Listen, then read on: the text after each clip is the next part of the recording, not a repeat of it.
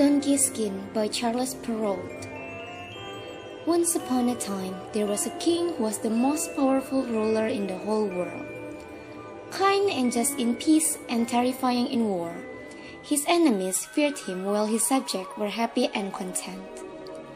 His wife and faithful companion was both charming and beautiful. From their union, a daughter had been born.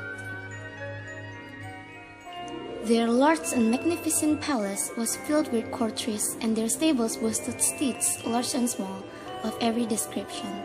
But what surprised everyone on entering the stables was that the place of honor was held by a donkey with 2 big ears.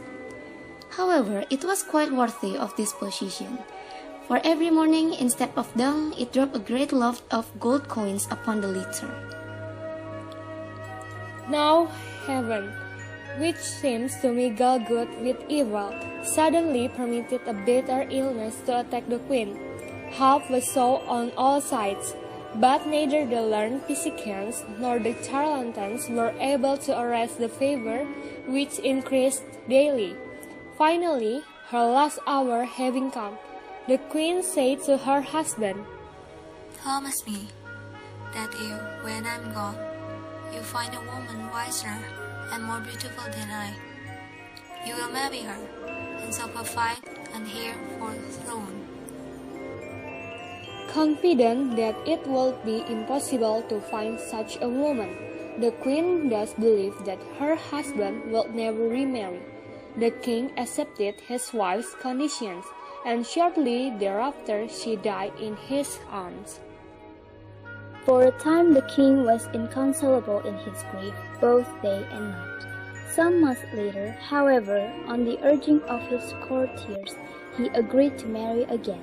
But this was not an easy matter, for he had to keep his promise to his wife, and search as he might, he could not find a new wife with all the attraction he sought. Only his daughter had a charm and beauty which even the queen had not possessed. Thus, only by marrying his daughter could he satisfy the promise he had made to his dying wife, and so he forthwith proposed marriage to her. This frightened and saddened the princess, and she tried to show her father the mistake he was making. Deeply troubled at this turn of events, she sought out her very godmother, who lived in a grotto of coral and pearls. "I know why you have come here," Her godmother said, "In your heart there is a great sadness, but I am here to help you, and nothing can harm you if you follow my advice. You must not disobey your father, but first tell him that you must have a dress which has the color of the sky. Certainly he will never be able to meet that request." And so the young princess went out trembling to her father. But he, the moment he heard her request, summoned his best tailors and ordered them, without delay, to make a dress the color of the sky, or they could be assured he would hang them all. The following day, the dress was shown to the princess. It was the most beautiful blue of heaven, filled now with both happiness and fear. She did not know what to do, but her godmother again told her, "Ask for a dress the color of the moon. Surely your father will not be able to give you this." No sooner had the princess made the request than the king summoned his embroiderers and ordered a dress the color of the moon be completed by the 4th day. On that very day it was ready, and the princess was again delighted with its beauty. But still her godmother urged her once again to make a request of the king, this time for a dress as bright and shining as the sun. This time the king summoned a wealthy jeweler and ordered him to make a cloth of gold and diamonds, warning him that if he failed he would die. Within a week the jeweler had finished the dress, so beautiful and radiant that it dazzled the eyes of everyone who saw it. The princess didn't know how to thank the king, but once again her godmother whispered in her ear, "Ask him for the skin of the donkey in the royal stable. The king will not consider your request seriously. You will not receive it, or I am badly mistaken." But she didn't understand how extraordinary was the king's desire to please his daughter. Almost immediately, the donkey skin was brought to the princess. Once again, she was frightened, and once again her godmother came to her assistance. "Pretend," She said, "to give in to the king. Promise him anything he wishes, but at the same time, prepare to escape to some far country. Here She continued. is a chest in which we will put your clothes, your mirror, the things for your toilet, your diamonds and other jewels. I will give you my magic wand. Whenever you have it in your hand, the chest will follow you everywhere, always hidden underground. Whenever you wish to open the chest, as soon as you touch the wand to the ground, the chest will appear. To conceal you, the donkey's skin will be an admirable disguise, for when you are inside it, no one will believe that anyone so beautiful could be hidden in anything so frightful." The princess, meanwhile, was continuing her flight. To everyone she met, she extended her hands, begging them to find her some place where she might find work. But she looked so unattractive, and indeed so repulsive in her dusky skin disguise, that no one would have anything to do with such a creature. Farther and still farther, she journeyed until finally she came to a farm where they needed a poor wretch to wash the disclothes and clean off the pig throats. They also made her work in a corner of the kitchen, where she was exposed to the low jokes and ridicule of all the other servants. On Sunday she had little rest for, having completed her morning task, she went to her room and closed the door and bathed. Then she opened the chest, took out her toilet jars, set them up with the mirror before her. Having made herself beautiful once more, she tried on her moon dress, then that one which shone like the sun, and finally the lovely blue dress. Her only regret was that she did not have room enough to display their trains. She was happy, however, in seeing herself young again, and this pleasure carried her along from one Sunday to the next. On this great farm where she worked, there was an aviary belonging to a powerful king. All sorts of unusual birds with strange habits kept there. The king's son often stopped at this farm on his return from the hunt in order to rest and enjoy a cool drink with his courtiers.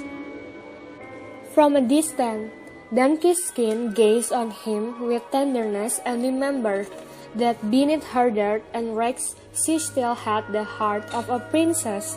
What a grand manner he has, she thought. How gracious he is! How happy must she be to whom his heart is pledged! If he should give me a dress of only the simple sort, I would feel more splendid wearing it than any of these which I have. One day, the young prince, seeking adventure from courtyard to courtyard, came to the obscure halfway where Donkey Skin had her humble room. By chance, he put his eye to the keyhole.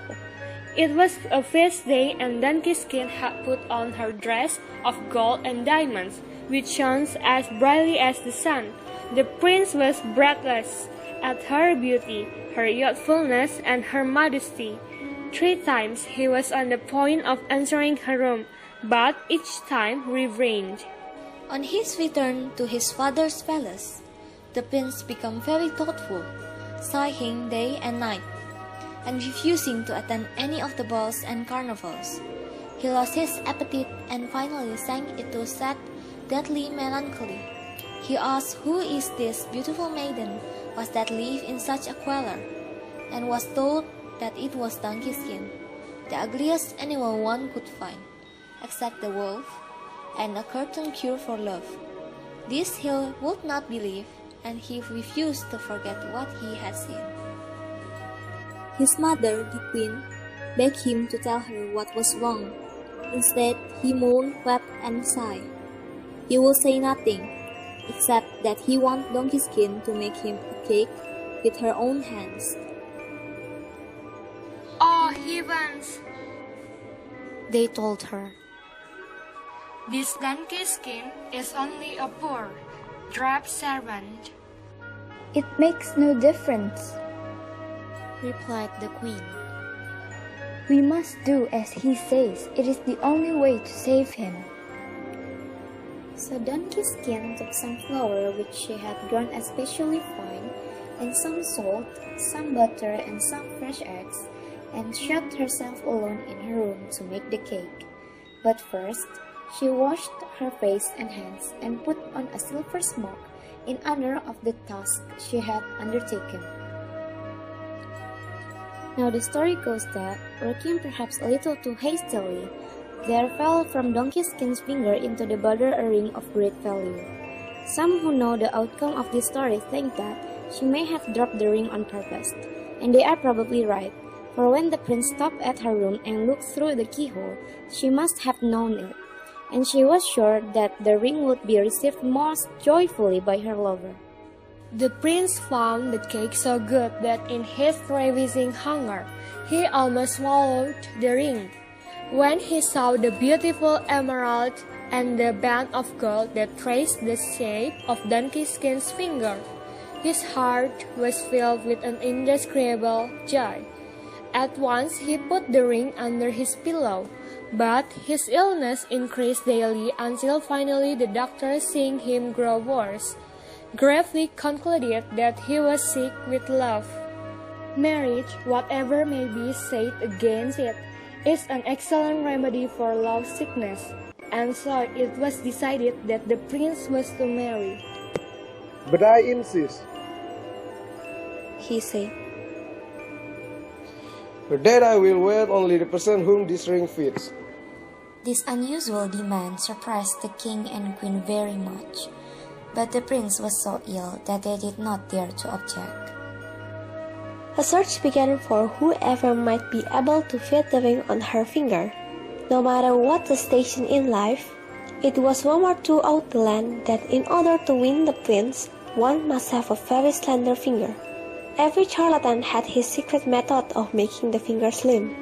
One suggests scraping it as though it was a turnip. Another recommends cutting away a small piece.